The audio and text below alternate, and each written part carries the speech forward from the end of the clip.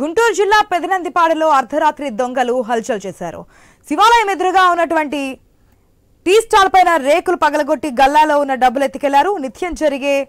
నిత్యం జనం తిరిగే రోడ్డుపై ఇలా దొంగతనాలు జరగడంతో ప్రజలు ఆశ్చర్యానికి గురవుతున్నారు. ఇలాంటి దొంగతనాలు పెదనందిపాడులో పునరావృతం కావడంతో ప్రజలు భయాందోళన చెందుతున్నారు.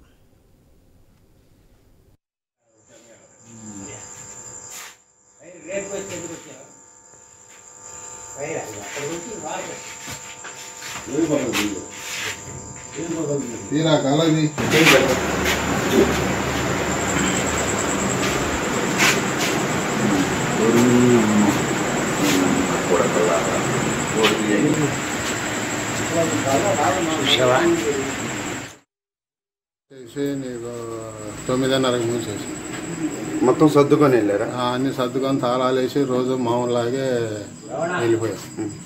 డబ్బులు ఏమైనా పోయినాయి అంటారా?